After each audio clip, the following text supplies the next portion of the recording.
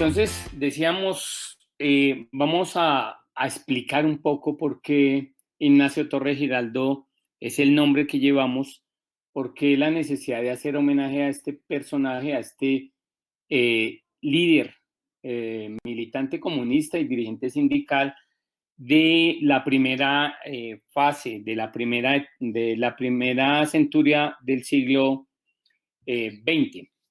Entonces voy a empezar haciendo un breve contexto histórico de los inicios de la clase obrera y trabajadora en el siglo XX. Bueno, ¿por qué hay el surgimiento de una clase obrera un poco tardía en Colombia?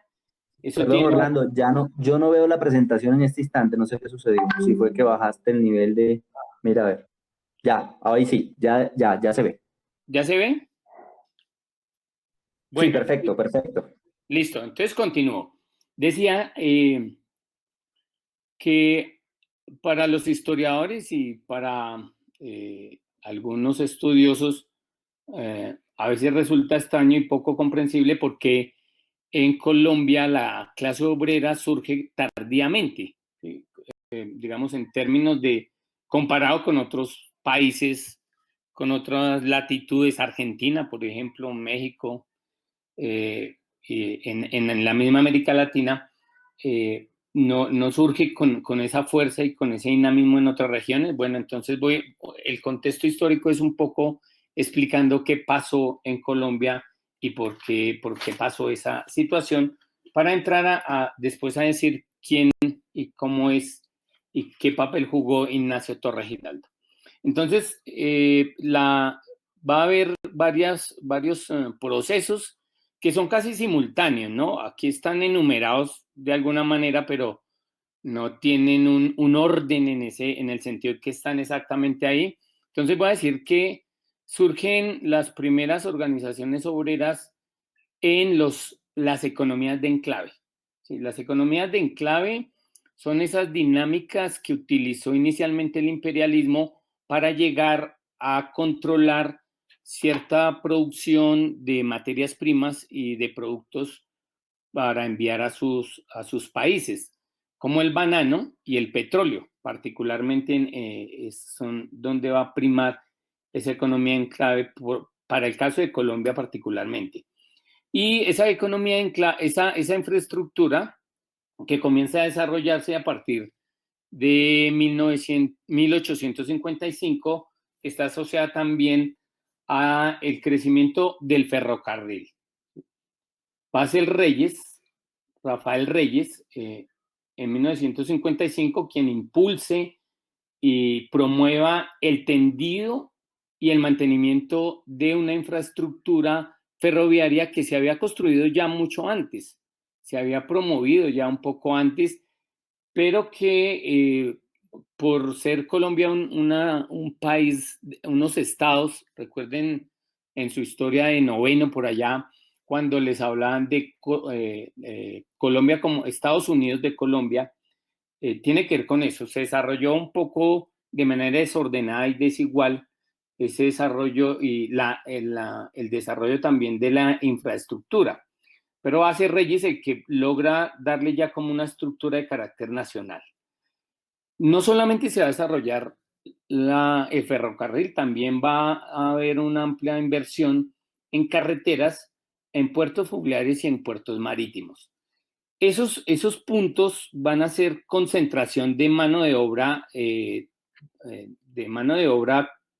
infraestructura, es decir, obreros abriendo carreteras, obreros instalando y manteniendo el ferrocarril y obreros concentrados en ciertos puertos fluviales y marítimos de Colombia, ¿sí?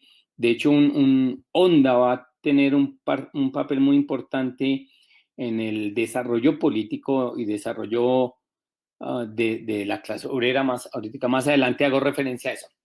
Otro elemento importante para tener en cuenta es la hegemonía o lo que también se conoce como la república conservadora. Antes de este momento, estamos hablando de comienzos del siglo XX, en el siglo XIX se suceden más de 16 guerras civiles nacionales y casi que 30 30 guerras civiles regionales. Eso hace que este país esté en una lucha permanente, en una confrontación permanente por intereses y por motivaciones políticas. El Partido Liberal y el Partido Conservador, que se comienzan a consolidar desde la segunda mitad del siglo XIX, van a generar una dinámica muy conflictiva, muy sectaria, pero va a lograr el Partido Conservador, a partir de la Constitución del 86, quedarse en el poder durante casi 36 años. ¿Sí? Esa hegemonía conservadora va a jugar un papel muy importante en cómo se desarrolla el país, las industrias que hay, cómo se apropian y también cómo se desarrolla el campo. Digamos que no fue particularmente el Partido Conservador muy dinámico en promover esta dinámica, y vamos a ver cómo después de los 30, cuando cuando es derrotada la República Conservadora, la dinámica industrial va a tener otra dinámica. En medio de esta hegemonía conservadora llega una inyección de capital imperialista que se conoce como la danza de los millones, que es donde Estados Unidos, como que para lavar su culpa de lo que fue la separación de Panamá, pero más para justificar esa acción, hace un aporte a Colombia con 20 millones de dólares en ese momento. Y esa plata entonces va a entrar a fortalecer parte de eso que decía antes, la infraestructura y otros elementos. Entonces, bueno, ahí viene otro proceso que se conoce como la sustitución de importaciones. Jesús Bejarano, en una obra de la Nueva Historia que se llama Manual de Historia de Colombia, hace una bonita o muy clara radiografía de este momento histórico. Los invito a que accedan al Manual de Historia de Colombia, y los que lo tienen, échale una relectura de esos procesos para entender lo que estaba pasando en Colombia. Esa sustitución de importaciones va a tener, ¿cómo se evidencia? ¿Sí? Uno, porque a 1939 se han creado, entre 1900 y 1939, se crean 132 industrias, nuevas industrias, ¿sí? Fundamentalmente alrededor de bienes de consumo directo. ¿Eso qué significa? Pues que eran industrias dedicadas a los alimentos, a las bebidas, al tabaco, a textiles, a calzado, a confecciones, a papel. Esto de la producción de papel va a jugar un papel muy importante porque surgen los periódicos obreros. Ahorita voy a hacer referencia a eso. También hay algo de una economía mayor, que es la de una industria un poco de mayor trascendencia, que es la industria química y la industria de minerales no metálicos. Bueno, entonces, para ir avanzando con mayor rapidez, otro elemento aparece aquí, la prensa obrera. ¿Sí? La prensa obrera va a jugar un papel muy importante. Para eso invito también a conocer el libro de Luz Ángela Núñez, un libro que se llama la prensa obrera y popular en Colombia, 1909-1929. Esa prensa, ¿por qué va a tener mucha importancia? Porque, como dice Luz Ángela Núñez, forma política y socialmente, además de orientar y educar y organizar a obreros y trabajadores. Va a servir para todo eso, ¿sí? Para orientar, educar y organizar a obreros y trabajadores en Colombia. De hecho, ahorita hablando y exponiendo sobre Ignacio Torres Giraldo, vamos a ver cómo él también participó de ese proceso de elaboración de prensa obrera y cómo eso ayudó. En medio de todo este proceso, o sea, la sustitución de importaciones está también mediada por lo que se conoce como la Gran Guerra, que es la primera gran guerra imperialista por la redistribución de mercados y materias primas, pero también de exportación de capitales para lo que van surgiendo como potencias, las potencias europeas y norteamericanas. Entonces, ese hecho va a hacer que se cierre un poco la traída de estos, pues, de textiles, de papel y otras cosas a Colombia, y entonces se da la necesidad de que esas industrias se desarrollan y se hagan aquí en Colombia. Entonces la sustitución de importaciones está asociada pues a esa gran guerra. Y el surgimiento de la prensa obrera y popular pues está asociada a lo que se llama la Revolución de Octubre o la Revolución de 1917, donde por primera vez el poder obrero llega a dirigir un país, una región inmensa al oriente de Europa y gran parte de lo que es Asia. Entonces, con todos estos elementos, es para entender cómo es ese surgimiento de la clase obrera en Colombia y cómo va a avanzar ese proceso. Bueno, Ignacio Torres Giraldo está asociado a la construcción y desarrollo y teorización en Colombia de la cuestión sindical y principalmente la organización del proletariado en su partido, es decir, es actor y autor de la formación, organización y lucha de los obreros y trabajadores por sus intereses de clase.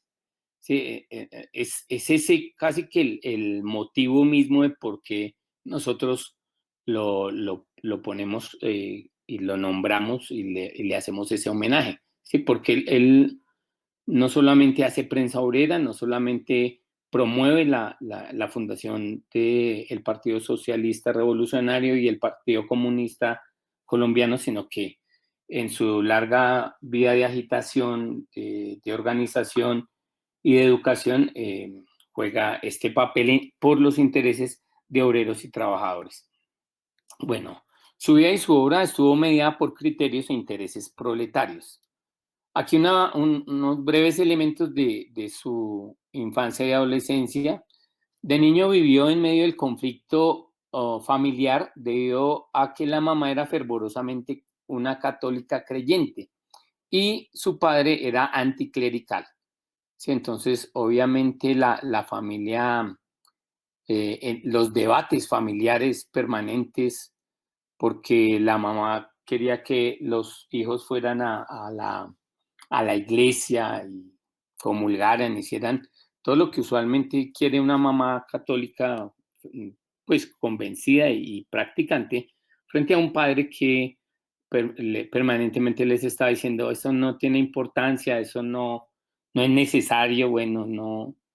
Entonces, ese conflicto juega mucho en su infancia, pero además el padre ha participado en la guerra, en la última guerra civil, es decir, en la guerra de los 1000 días que conocemos nosotros, y al lado de los liberales, por supuesto. Si es anticlerical, por supuesto, es muy cercano a las ideas de Rafael Uribe Uribe, ¿sí? De hecho, Rafael Uribe Uribe va a tener una incidencia en su primera adolescencia. Bueno, aquí decimos, él va a tener que dedicarse a oficios varios, o sea, llevar mandados, trabajar en talleres, en imprentas. Sus estudios se desarrollan de manera irregular, que es más o menos normal en esta época. No hay escuela pública. De hecho, muy poca gente accede, especialmente en ciudades, a leer y a escribir, porque el acceso a la educación está restringido y de hecho el control, por eso que dijimos anteriormente, la hegemonía conservadora está en manos de la Iglesia Católica y muy pocos sectores acceden a los colegios que controlan y dominan la Iglesia Católica. En este proceso, en su adolescencia, va a estar recorriendo Caldas con un tío, Caldas, Tolima, y termina quedándose un tiempo como comerciante en Pereira. En todo este proceso va a fundar varios periódicos, ¿sí? Ya decíamos que con la dinámica de agitar, educar y organizar, digamos, los primeros periódicos va a ser uno que se llama Albores, El Albores es donde se evidencia más su cercanía con Rafael Uribe Uribe, ¿sí? Y otros sectores uribistas, ¿sí? Aquí hay que tener cuidado como que, pues iniciando en la primera y segunda década del siglo XX, pues ser uribista era seguir las ideas del liberal radical para ese entonces Rafael Uribe Uribe. Posteriormente va a participar y a promover la fundación del Aguijón, que es, así como su nombre lo indica, es un poco más sarcástico, más cercano a ideas, digamos, más quisquilloso, más opositor a lo que está ocurriendo en la dinámica social. Y quizás el martillo va a ser el que marca o define un poco su carácter, ya su militancia, su comprensión de las ideas socialistas. Decíamos aquí cómo la Revolución de Octubre llegó a influenciar. Y es que llegan migrantes con ideas anarquistas, ¿sí? El anarco-gremialismo que surge también en sectores donde está surgiendo la industria y en las zonas de ferroviarias y portuarias, pero también socialistas llegan a difundir lo que es el triunfo de la Revolución de Octubre, las ideas particularmente de Lenin y también de Marx, y se difunde mucho eso, y el martillo va a jugar un papel en ese proceso. La nueva era y la humanidad son ya posteriores, casi a ya en su edad más adulta. Entonces aquí estamos recogiendo eso que estaba diciendo la Revolución Rusa impacta y plantea en muchos la necesidad de la organización no solo sindical, sino también de un partido y de un partido obrero.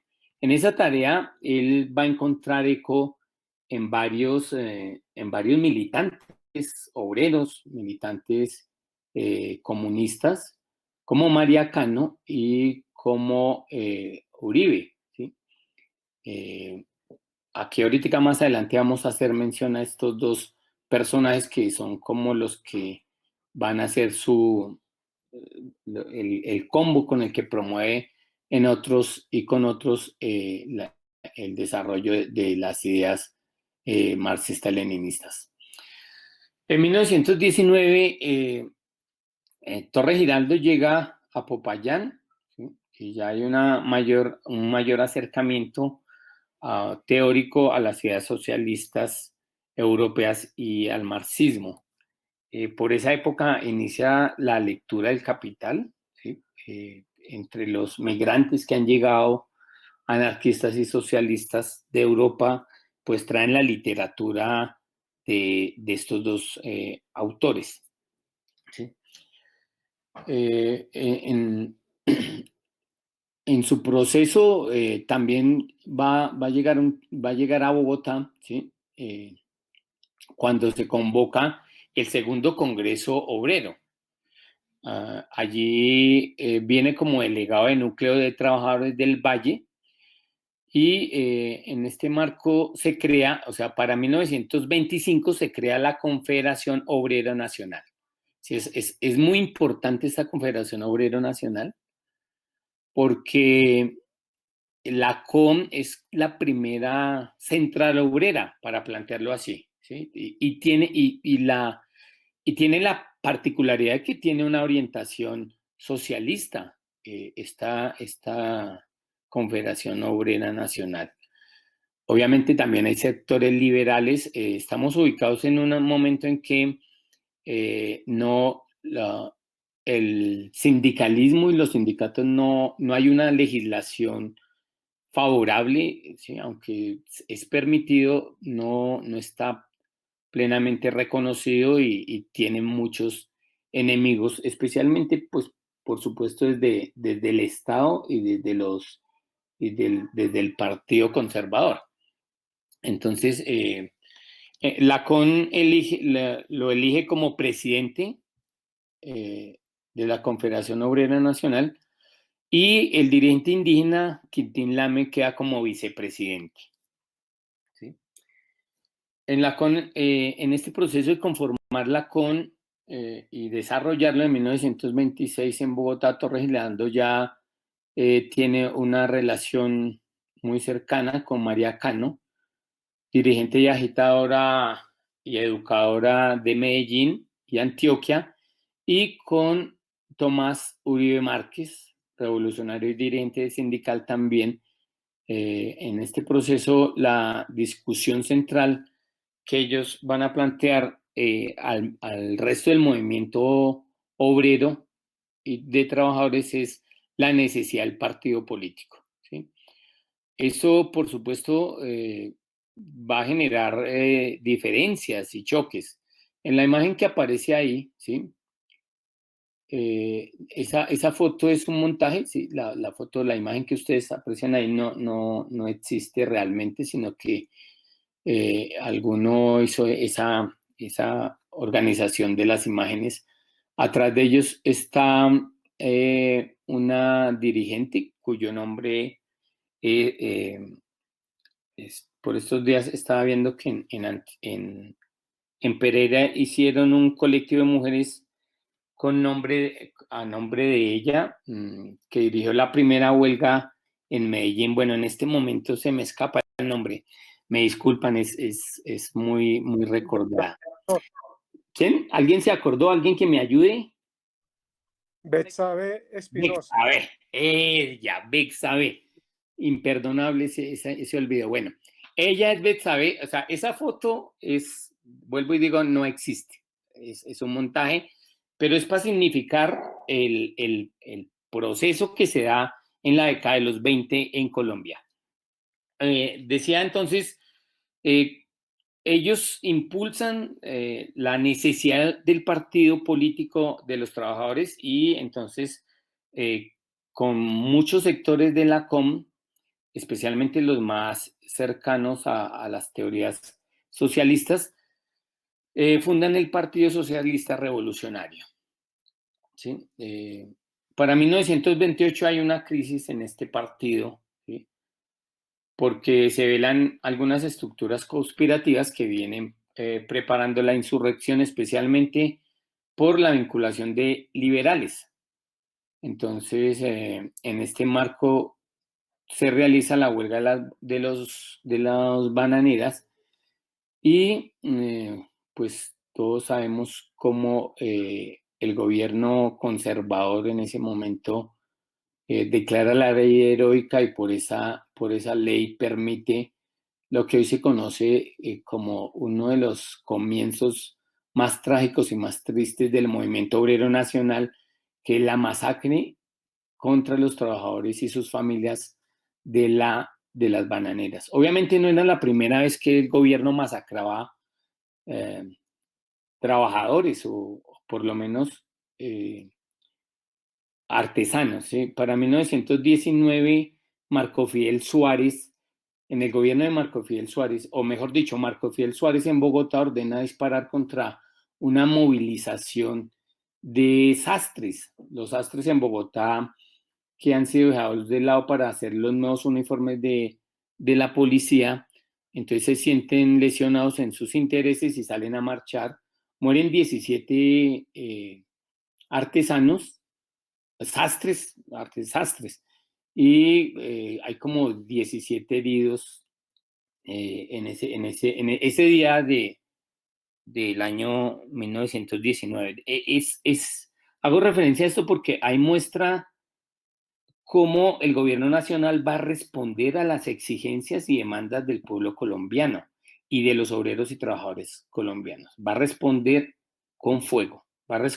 No, a veces algunas organizaciones sindicales y algunos compañeros y compañeras que hacen parte de las bases e incluso sectores organizados dicen, no, es que hay que ir a hablar con el patrón tranquilamente, vamos a persuadirlos. Realmente los derechos y las libertades del movimiento sindical, del movimiento de obreros y trabajadores, ha sido producto de la lucha y han sido luchas que desde comienzos del siglo, desde la primera década del siglo XX, ha costado vidas.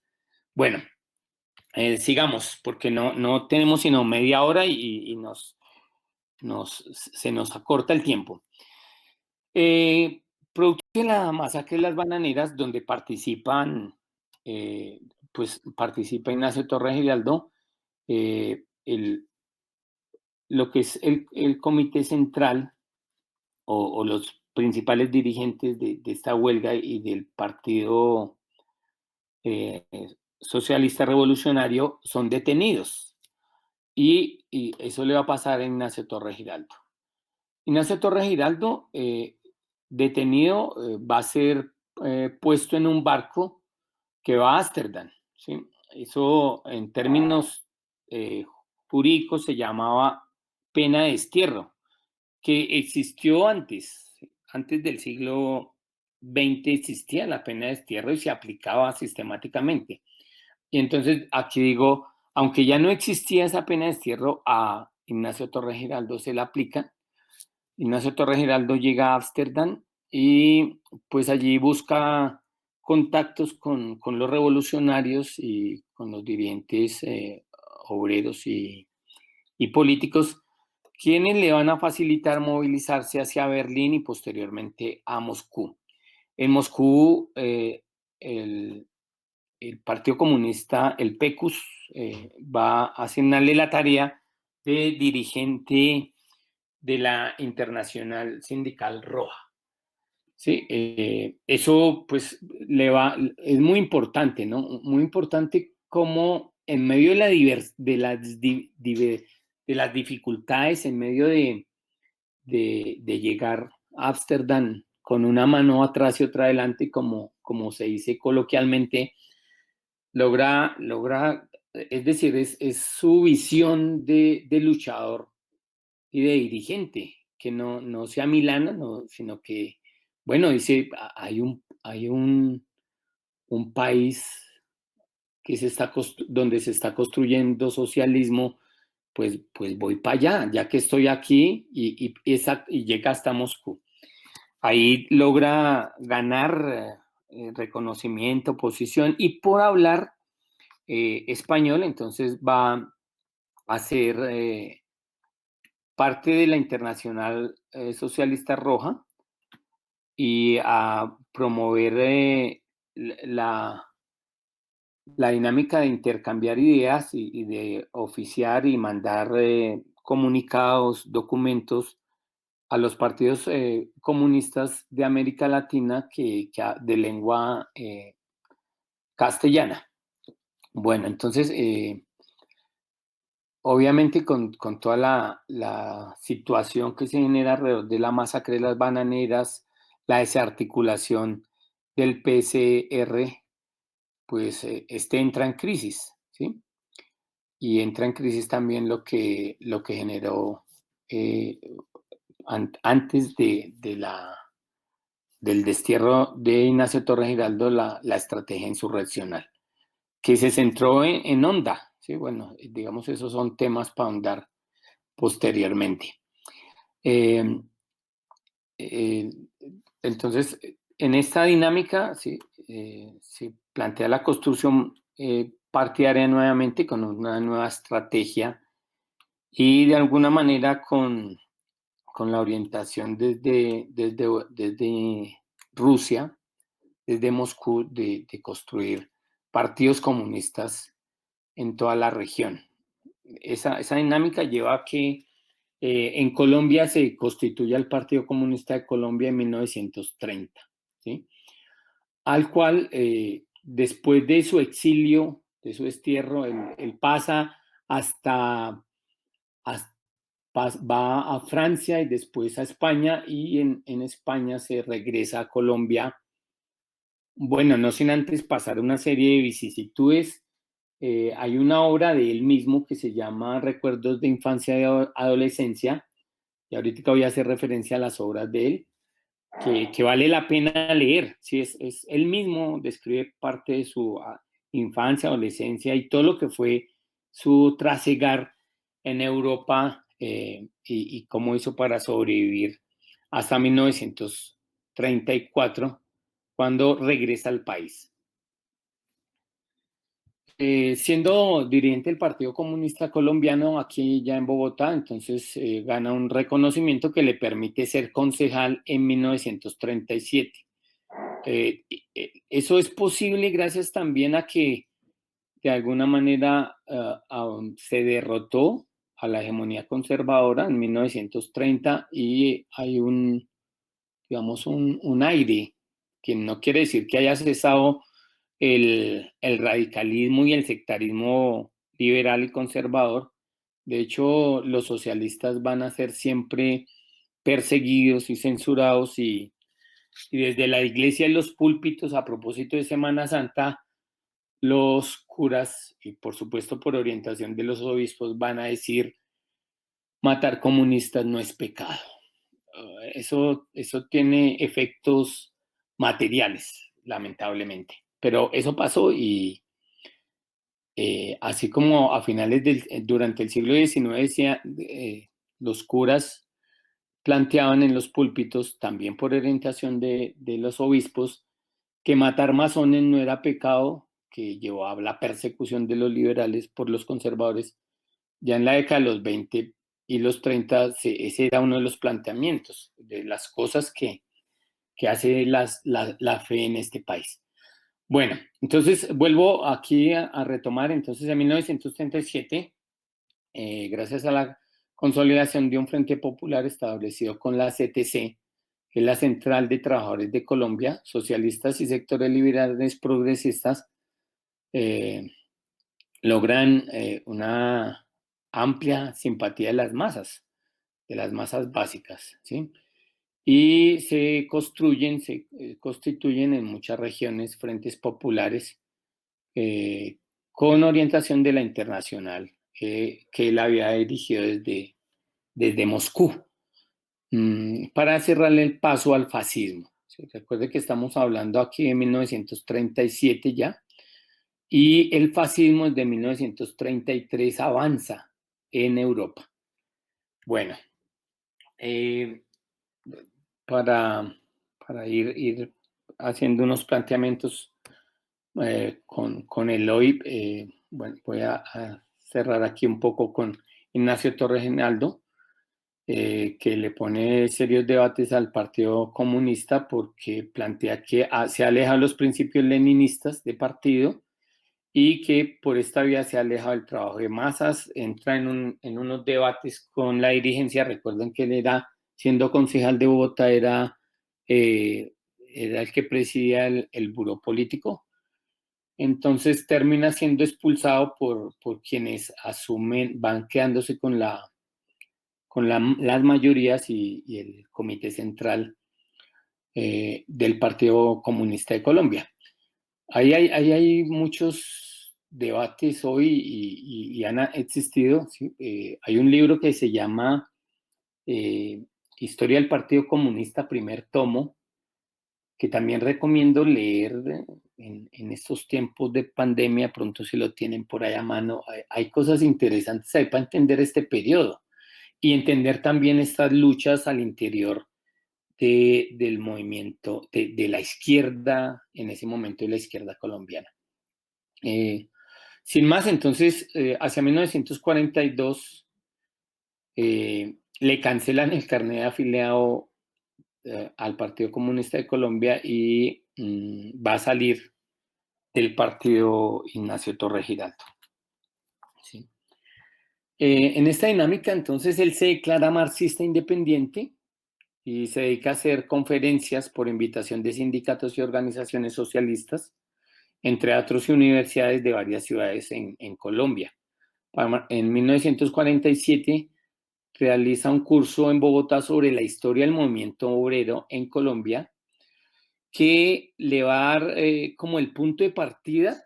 Estos cursos que realiza sobre la historia lo va a poner en la dinámica de decir, bueno, aquí hay que hacer una historia de la rebeldía de las masas en Colombia. Y es allí donde surge el proceso de conformación y la iniciativa de hacer su obra cumbre como escritor, que es Los 5 tomos de Los Inconformes, una obra que también se está reeditando en estos momentos, pero que, bueno, ahorita ya me hago referencia a eso. Su vida y su obra estuvo mediada por criterios e intereses proletarios, razón por la cual muchas de sus luchas y aportes durante su existencia y posterior a su muerte fueron silenciadas. Sí, para algunos es nuevo oír Ignacio Torres Giraldo, para muchos dirigentes jóvenes, sindicales e incluso de izquierda y de movimientos populares, cuando hablan o hablamos o se menciona a Ignacio Torres Giraldo, fruncen el ceño y dicen, pero ¿como quién es? Lo que pasa es que en este país se silencia las voces inconformes, las voces que no comparten, que se distancian de lo establecido, y no va a ser Ignacio Torres Giraldo pues exento de eso, ¿sí? Entonces, mucha de su obra y muchos de sus luchas se silenciaron, se invisibilizaron hasta ahora. Sí, hasta ahora, ¿por qué hasta ahora? Porque hoy la Universidad de Cali, afortunadamente, ha comprado los derechos. Bueno, no sé si ha comprado. Bueno, el caso es que hoy la Universidad del Valle tiene todos los archivos de Ignacio Torres Giraldo y está reeditando sus obras. La imagen que aparece ahí, así es la imagen de la última edición que sacó la Universidad de Los Inconformes, el tomo 1. Para este año en la Feria del Libro se iban a lanzar otras obras de las 25 que está proyectada editar la Universidad del Valle. Muere en 1968 en Cali, donde hoy están sus archivos y se busca reeditar, ¿sí? Entonces, bueno, ya para ir cerrando, ¿por qué hacerle homenaje en el Día de la Memoria a este personaje? Pues porque hoy es necesaria una lucha ideológica y política en nuestras organizaciones sindicales para asumir el papel de dirección y orientación del movimiento y las luchas del pueblo en su conjunto. Hoy, la CUT, demás centrales obreras, nuestra corriente, cada sindicato debe ponerse en una condición ideológica y política fuerte, muy comprometida en medio de esta pandemia y en medio no solamente de la pandemia, sino de la crisis que le antecede a la pandemia. Estamos en una fase de crisis, de lo que los economistas llaman recesión muy profunda, que va a tener serias consecuencias. Y por eso necesitamos como dirigentes y como organizaciones fortalecidas para poder orientar y desarrollar unas actividades y unas iniciativas de las cuales se apropie el movimiento sindical y el pueblo en su conjunto, ¿sí? Entonces, ya para ir cerrando, manifestamos que la crisis del capitalismo imperialista en su tercera fase, que es en este momento, y la pandemia nos exige ponernos en una nueva condición y fortalecer nuestras bases sindicales y organizaciones para ser actoras de primer orden y posteriores a este confinamiento, ¿sí? Hoy lo hemos discutido en algunos escenarios. Los obreros y trabajadores tienden hacia el miedo al contagio por decisiones del gobierno nacional y sus medidas, pero también por decisiones arbitrarias e impositivas de algunas empresas. Para citar un ejemplo, el sector minero energético hoy está llamando a reiniciar labores el próximo lunes y lo que tememos es que no acepten ni recojan ni siquiera las básicas medidas de bioseguridad que se necesitan. Luego, eso genera miedos y temores en el movimiento sindical, en las bases de los trabajadores. Y está el miedo también a la pérdida del trabajo, porque o se asume el riesgo del contagio o se asume el miedo de la pérdida del trabajo, pero es contra esos miedos y contra esas dinámicas impositivas y autoritarias que tiene el gobierno nacional y los empresarios que llamamos a generar hoy unas nuevas formas de lucha y movilización desde donde estamos, ¿sí?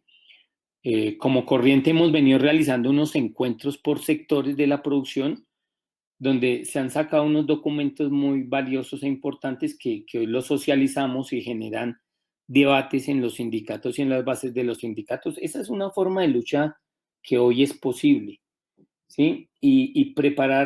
Prepararnos para cuando termine el confinamiento, cómo confrontar las políticas antiobreras, antitrabajadores y que van a poner en riesgo la sobrevivencia de miles y quizás de millones del pueblo colombiano en este momento. Bueno, yo dejo hasta ahí. Espero haber aportado algunos elementos, pero sobre todo generar unos niveles de compromiso como dirigencia para desarrollar iniciativas en este momento y hacia el futuro. Les agradezco su atención. Entonces, pues si hay preguntas, Pierre toma la palabra y me cuenta. Listo. Bueno, compañero, entonces vamos a dar unas palabras de preguntas.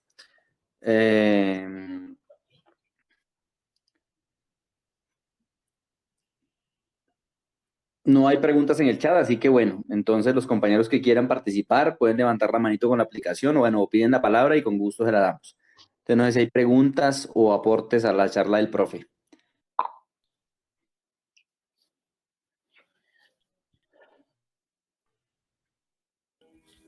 Buenas noches. Bien pueda, compañero. Mi nombre es Camilo Fernández, yo soy de acá del departamento de Antioquia, del municipio de Jericó. Yo he estado pues con el equipo, los nuevos maestros y los profes desde que ingresé al magisterio como vinculado. Yo pues soy nuevo en esto, nunca había escuchado pues a la corriente, fue ahorita pues en unas reuniones que tuvimos con Marta y con Jesús Villa y Over que empezamos a escuchar el nombre, interesante pues saber la historia y la biografía de- del señor Ignacio. Esto le permite a uno pues como llegar a los municipios y poder contar esta historia y empezar a involucrar a los maestros y a otras personas. Mi pregunta es muy sencilla. ¿La corriente ya tiene estatutos o de corriente qué se espera hacer después de? Porque si solamente somos un río con una corriente y no arrastramos algo, yo consideraría que deberíamos como que si, pues, si tienen estatutos lo compartan o qué visiones tenemos como organización, a qué aspiramos en unos años. Sería muy bueno que no solamente nos quedáramos en corriente y hablando y ya, sino también qué acciones podemos tomar a nivel político. Yo soy muy ambicioso, no sé, de pronto tener un representante en algún sector como el Congreso, Consejo, Alcaldía, no sé, es algo muy ambicioso, es como mi pregunta. Bueno, voy a escuchar varias y al final pues contesto las que surjan, los planteamientos que o alrededor de los planteamientos que se hagan. Entonces no sé quién más.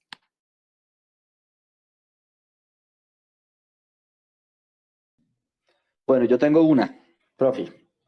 Dale. Bueno, primero decir algo, lo de la Universidad del Valle no tanto es que comprar los derechos, sino que la familia de Ignacio Torres, que todavía quedan, por ahí está un nieto, por ejemplo, del cual somos amigos, por cierto, con el que cuadramos algunas actividades en Pereira el año pasado, que se cumplieron los 50 años del fallecimiento de Ignacio, les donó toda la colección, toda el, digamos, el archivo que tenía la hija de Ignacio Torres Giraldo, que todavía vive en un municipio cercano a Cali que se llama Palmira. Y, y bueno, eso fue montones de información que no se conocía. Bueno, mi pregunta es, hermano, yo quisiera saber un poco más el papel de Ignacio Torres durante la construcción del PCR fue muy importante, pero quisiera como más sobre eso, precisamente, sobre el PCR. O sea, Ignacio Torres ahí, pero también sobre, o sea, el PCR y esos momentos iniciales del PCR, el PCR del Partido Socialista Revolucionario, y se plantea una revolución tipo bolchevique como la de la Revolución Rusa, ¿cierto? Pero obviamente las condiciones colombianas no eran iguales. Es decir, ¿cuál fue como de pronto esa génesis y final del PCR, que fue un partido que vivió poco, pero que fue importante? Y ahí lo importante de Ignacio Torres ahí. Esa es mi pregunta. Pues no sé si hay otras o si no resolvemos, ya van a ser las 9 de la noche, entonces para también dar... Patricia, bien pueda, Patricia, estás levantando la manito. Dale, bienvenida y te Oh, escuchamos. buenas noches, ¿cómo están? Bueno, con relación a, a lo, a nuestro papel en el sindicalismo y nuestras luchas, que nosotros, pues aquí tengo a la mano un pastelito que dice que la corriente sindical Ignacio Torres Giraldo apoya las luchas del pueblo por la vida digna, por una vida digna para el pueblo, la soberanía nacional y popular, libertades políticas para el pueblo, democracia para el pueblo, resistencia al modelo neoliberal, alternativa democrática revolucionaria y protección de las nuevas generaciones y lo que quiere decir medio ambiente para la vida. Todas estas están vigentes en este momento, pues de esta crisis, de esta pandemia, donde prácticamente todas estas propuestas de lucha, banderas de lucha están siendo pisoteadas, porque la vida, las soberanías, las libertades, la resistencia a este modelo neoliberal que nos lleva prácticamente a lo que estamos viviendo en este momento. La democracia en ese país tan cuestionada por pues por ese alto grado de corrupción, hasta la elección de los representantes del gobierno, gobernador, sobre todo a nivel de la presidencia, a nivel la corrupción es por todos lados, desde el sistema electoral hasta el manejo del presupuesto, de todo lo que pasa en este país. Entonces, y sobre todo la defensa del medio ambiente en este momento tan supremamente importante. Se nos aproxima unas luchas muy fuertes porque tenemos que estar al pie del pueblo luchando y va a exigir de nosotros mucho trabajo, mucho sacrificio, mucho cuidado porque, como decía Raúl Siveche de Uruguay, me parece que es que el coronavirus o el COVID-19 llegó para quedarse en este país, va a ser muy difícil erradicarlo y a eso se suma todo lo otro, o sea que se vienen tiempos en los cuales nosotros tenemos que ser muy valientes, muy comprometidos y estar de la mano con los trabajadores luchando por unas mejores condiciones de vida en todos los aspectos. Era como una especie de aporte y pensar en ese plan de acción que debemos empezar a planear para lo que se nos aproxima ya prácticamente en lo que se levante esta cuarentena y no sé qué va a pasar con tantos obreros y trabajando en este momento sin las mínimas condiciones de bioseguridad. Entonces, ese era como mi comentario y no sé cómo vamos a hacer ese plan, cómo nos vamos a organizar. Bueno, gracias Patricia. Así que comienza respondiendo a Camilo y su pregunta sobre estatutos de la corriente Ignacio Torres Giraldo. Para Camilo, le cuento que para el Congreso de la CUT, el año pasado, nosotros como corriente editamos un libro que se llama Tesis para la Unidad y la Lucha Sindical. En ese documento, en ese texto, hay varios documentos y el primero se llama Manifiesto de la Corriente Sindical Ignacio Torres Giraldo. Ese manifiesto es de alguna manera eso que Camilo dice, bueno, ¿cuáles son como los estatutos, como lo que le da forma y fuerza a la corriente? Yo lo invitaría, no sé si en algún momento se cruza con algunos de los compañeros que mencionó, ellos tenemos todavía disponible ese folleto que se entregó masivamente en el Congreso de la CUT en mayo del año pasado, para que, pues, por supuesto, es un documento donde nos reconocemos y reconocemos como nuestras banderas de lucha y pues lo invito a conocerlo, a discutirlo y a debatir con nosotros. Esas tesis, por supuesto, son unos planteamientos son para la discusión y la formación de todos nosotros y como dirigentes y también como base de los diferentes sindicatos. Eso para contestar un poco a Camilo, no sé si Patricia allá en la subdirectiva Q tenga algunos, o si no le haremos llegar en breve. Del libro de las tesis para la unidad y la lucha sindical. Ya con respecto a lo que pregunta Pierre, ¿sí? Y otra pregunta que la veo por aquí sobre el papel de la CON en la masacre de las bananeras. ¿Sí? Bueno, ya no la vi, pero está por aquí puesta. Ah, sí, aquí está. Entonces, bueno, la vida del Partido Socialista Revolucionario es muy corta, ¿sí? Y casi que para unirla con la pregunta que me hacen de también la Confederación Obrera Nacional tiene una vida muy corta. Y digamos, de alguna manera la CON desaparece para darle paso a lo que se va a llamar el Partido Socialista Revolucionario. ¿Por qué? Porque una de las ideas que lideró y que compartió con otros Ignacio Torres Giraldo era que se necesitaba el Partido Obrero. ¿Sí? Y pone el debate en la COM.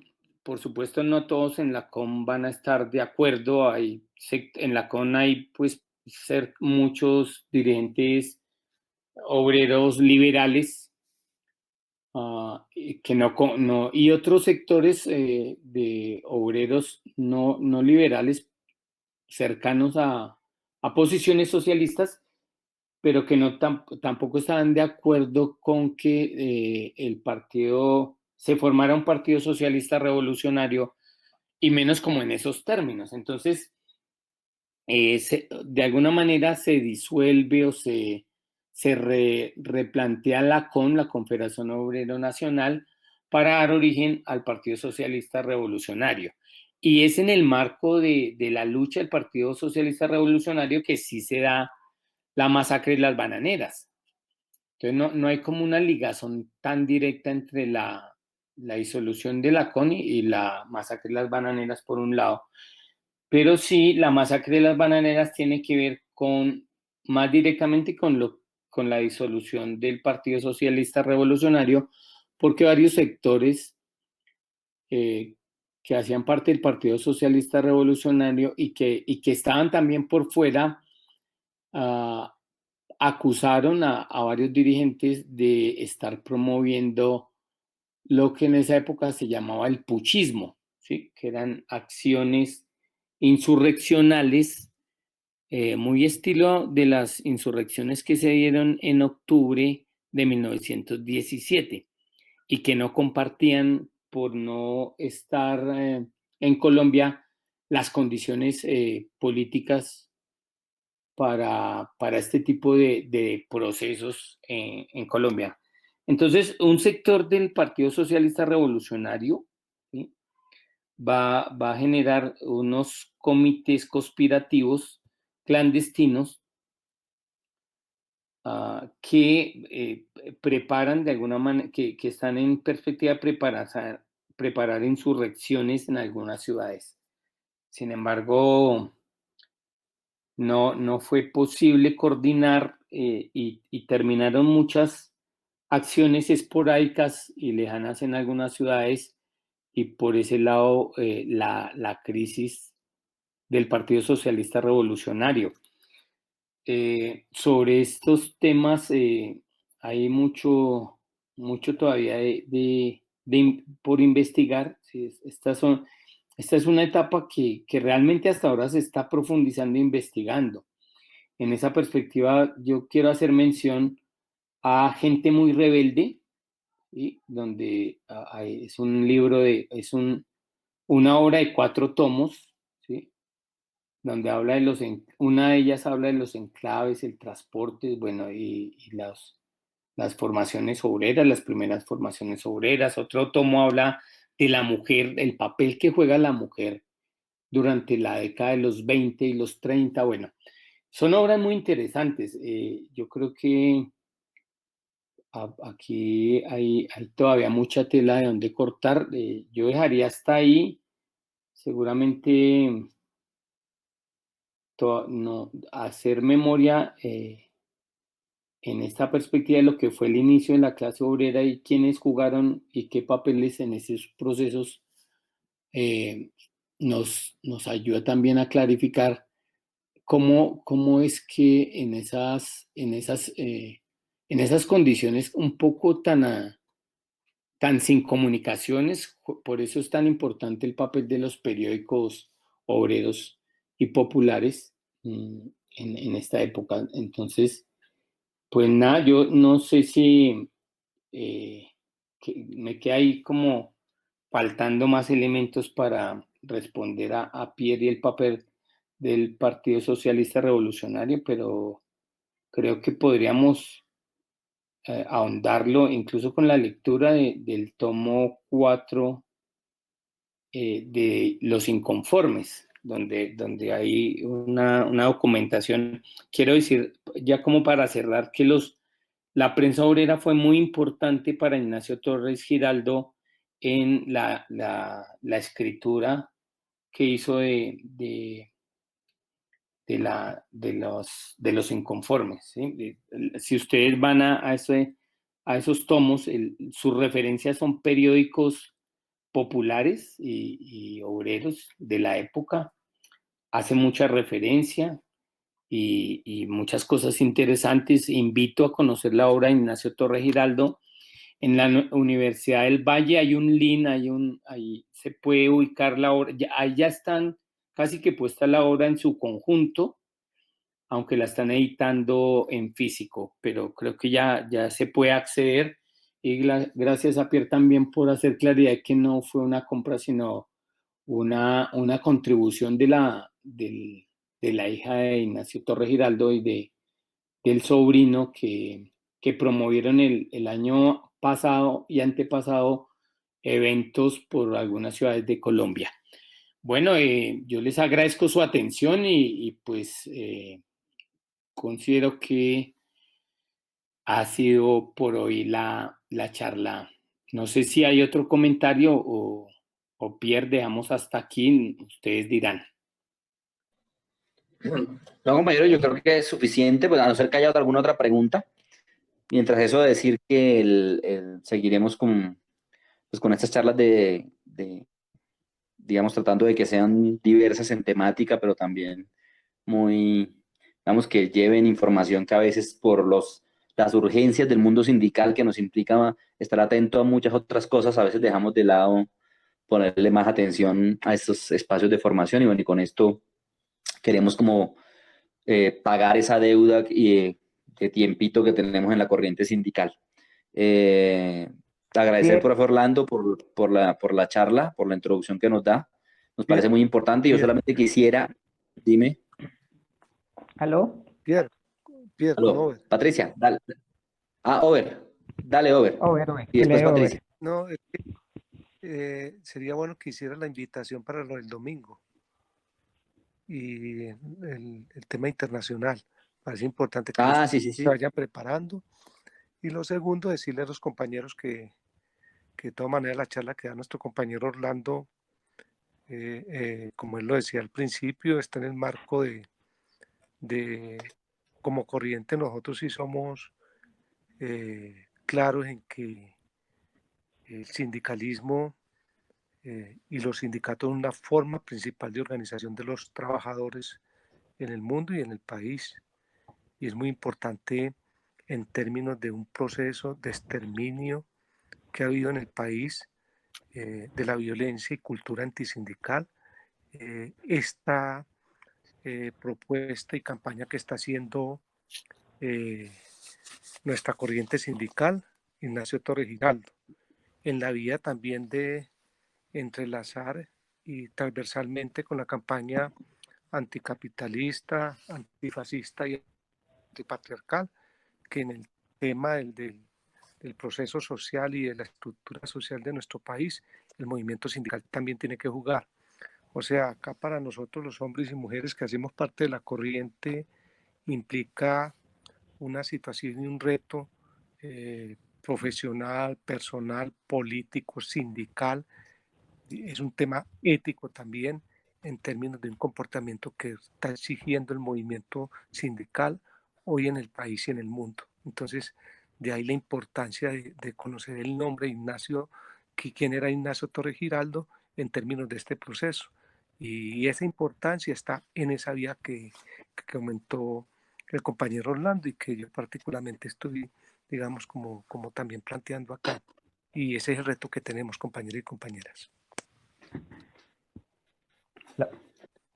Bien. Patricia, ¿qué pueda? Dale. Bueno, para el compañero Orlando del municipio de Jericó, pues aquí en Antioquia tenemos un regional o coordinador regional a nivel de Antioquia, de Ignacio Torres Giraldo, y estamos pues en miras de organizar trabajo, dado pues que no, las circunstancias se nos presentaban de esta manera, pero sí sería bueno que de Bogotá nos mandaran cartillas de las tesis que se llevaron al Congreso de la CUT el año pasado. Nosotros tenemos algunas, pero la idea es que nos organicemos con maestros, con trabajadores, para podernos seguir fortaleciendo en esa parte de la formación y poder llevar la corriente a una buena presencia en los diferentes sindicatos, tanto a nivel del magisterio como de los otros sectores que están sindicalizados. Entonces, al compañero, yo le hablo con Jesús y te hacemos llegar una cartilla de las tesis que tenemos, pero la idea es además estudiarlas. ¿Sí? ¿Listo? Bueno, Sí. bueno, compañeros, simplemente yo quería decir algo al final que algo mencionó el profe, pero es un tema muy clave dentro de la vida y obra de Ignacio Torres Giraldo. Y que si ustedes se dan cuenta, Ignacio Torres Giraldo no solamente fue un dirigente sindical o obrero, como muchas veces solamente se pone ese aspecto, fue un dirigente político de la clase obrera del proletariado. ¿Sí? Y nunca Ignacio Torres Giraldo en su vida política y de lucha puso en contraposición su labor sindical o de movimiento social, etcétera, con su pertenencia o participación en política para la transformación social de la sociedad. De hecho, participó en la construcción del PCR, el Partido Socialista Revolucionario, el primer partido, entre comillas, comunista que hubo en nuestro país. Después hizo parte de la fundación del Partido Comunista Colombiano. Y bueno, después hubo una serie de contradicciones que lo sacaron de ahí, pero el hombre nunca dejó de pensarse la transformación de la sociedad, ¿sí? Es decir, la revolución. Entonces, el sindicalismo, no solamente para la convención colectiva, no solamente para el aumento de salario, no solamente para la prima de antigüedad, sino el sindicalismo para transformar la sociedad. Creo que esa es una importante lección de Ignacio Torres Giraldo que hay que aprender y que nosotros queremos replicar en el movimiento sindical colombiano. Por último, compañeros, recordarles, el domingo 4 de la tarde Colombia, tenemos el panel latinoamericano sobre la crisis del capitalismo en medio del COVID-19. Vamos a tener invitados de Brasil, de Argentina, de El Salvador, de República Dominicana, de México y obviamente Colombia también va a haber un expositor. Todos miembros del movimiento sindical en sus países, dirigentes sindicales o de corrientes sindicales y movimientos revolucionarios en cada uno de sus países. Y bueno, vamos a estar con ellos escuchando la perspectiva desde cada país y buscando pues como salidas internacionalistas al asunto, que creo que son importantes también. Muy importante esto. Mañana sacaremos la propaganda para que la distribuyan y para que asistan. Les invitamos a conectarse temprano y rápido porque la plataforma va a tener seguramente un límite y el que primero llegue, primero entra, va a estar muy interesante. Entonces, bueno, compañeros, muchas gracias por seguir en estas tareas y nos estamos viendo. Bueno, un abrazo a todos y todas. Cuídense mucho, por favor.